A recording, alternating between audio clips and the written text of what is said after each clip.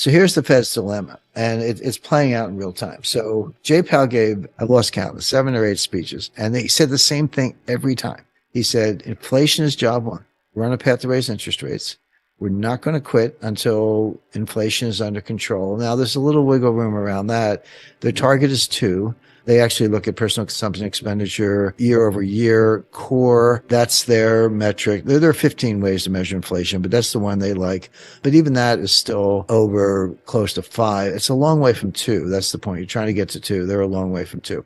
But there's something called the terminal rate. What's the terminal rate? Well, no one knows the number. I don't know because Jay Powell doesn't know. So we're all estimating. But the terminal rate, it's a rate that's high enough to bring down inflation on its own without further rate hikes. In other words, we can stop here and confident that inflation is going to come down without doing more. Because the conundrum is, okay, they've been raising rates since March 2022. Monetary policy works with a lag. Inflation peaked in July 2022, and it has been coming down ever since. Some months were, January was hot compared to December, but the trend has been down. So they're raising rates and inflation is coming down. So that's good. But here's what they don't know. Was inflation coming down because they were raising rates, or had they already hit the terminal rate and they just didn't know it? Because Wall Street was like, no, you've hit the terminal rate. Stop, please stop. You got this under control.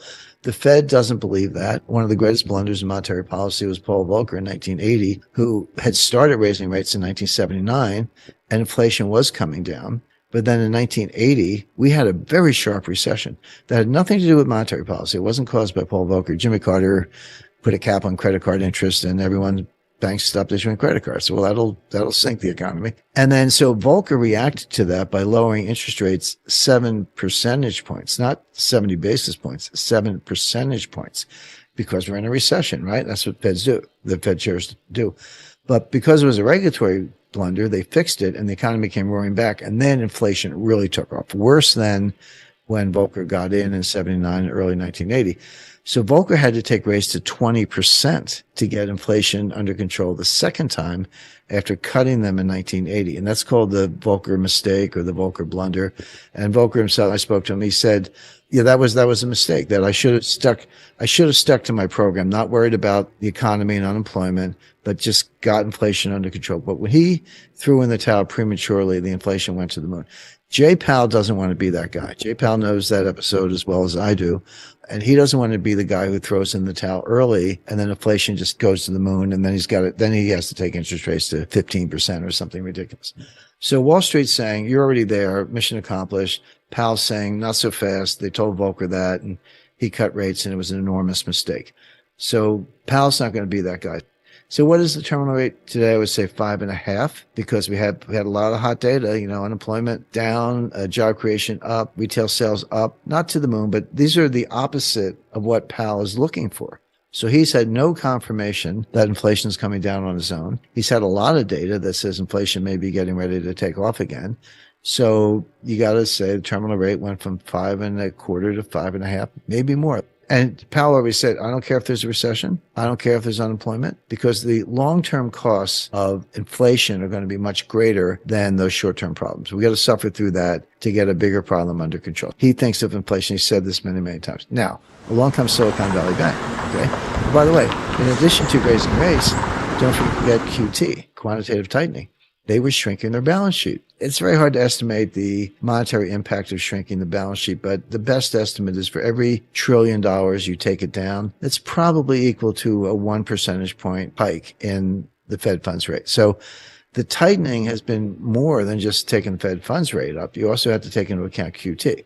Now let's go back to the bond guarantee and bailing out the entire banking system. The Fed proceeded to guarantee every deposit and every bank in the entire U.S. banking system. Here we're talking, $6 or $7 trillion of assets. And the way they did it was a lot of other banks, big ones and small ones, at least the big ones had good risk management, but a lot of small and medium-sized banks, they had the same problem Silicon Valley Bank had. Maybe the depositors weren't walking out the door, or maybe they weren't funding tech startups, but they had underwater bonds and overnight deposits and were facing the same thing. So the Fed said, okay, all you banks, if you send us your bonds, we'll give you cash. Okay, that's just a normal discount operation, but we'll give you cash equivalent to the par value.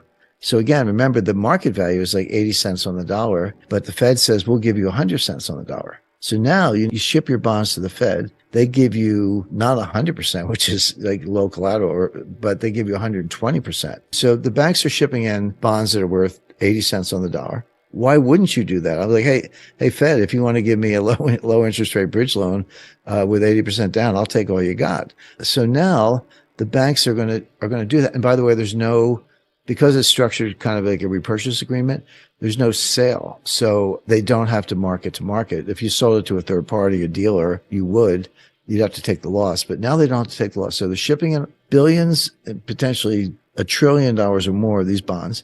They're not getting 80, 90 cents on the dollar, which is what they're worth. They're getting 100 cents on the dollar, which was the original purchase price. They don't have to take the loss, and they're getting cash. Why wouldn't you do that all day long? So in effect, they bailed out the entire banking system to the tune of trillions of dollars. They just blew up the $250,000 limit. Forget that. I mean, I know what the statute says, but they threw that out the window. And the moral hazard, the economic consequences, the repercussions of this are kind of unimaginable. I mean, I can sketch them. I can talk about them. To hear Jenny Hill say it's not a bailout. Are you kidding me? This is the biggest bailout in history. And I negotiated the LTCM bailout. I lived through that. That was $1 trillion of derivatives. Through 2008, 2020, the pandemic. I go back to 1994, the Mexican tequila crisis. I've lived through all these and been more or less directly involved in all of them. And this is orders of magnitude greater in terms of what's being bailed out. Doesn't that mean that a lot of banks will be sending the bonds to the Fed and getting cash? Yeah, that's exactly what it means. Well, where's the cash come from? You got to print it. So on the one hand, we're doing quantitative tightening by letting bonds mature and not reinvesting. But on the other hand, you just send an open invitation, open party, house party to every bank in the country saying, send us your bonds and we'll give you cash. Not only that, but 100 cents on the dollar, even if they're worth 80. So you're going to have potentially trillions of dollars of new money being printed at a time when the Fed's trying to get inflation under control and they were trying to shrink the balance sheet. They're going to be expanding the balance sheet.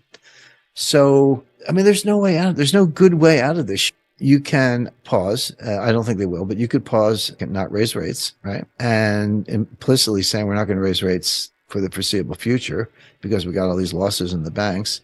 Okay, inflation goes to the moon. I promise you it'll just take off like a rocket. Or you can raise interest rates 25 basis points and we'll continue this war on inflation, but you're just going to increase the bond losses in the banks and make them send you more bonds and get more cash. Or the third thing is just take away the umbrella and let all these banks fail. I mean, it's like name your poison. Name your poison. You can have runaway inflation, severe acute banking crisis, or basically a lot more bank failures and a severe recession because you're going to keep raising rates. There are three choices, but none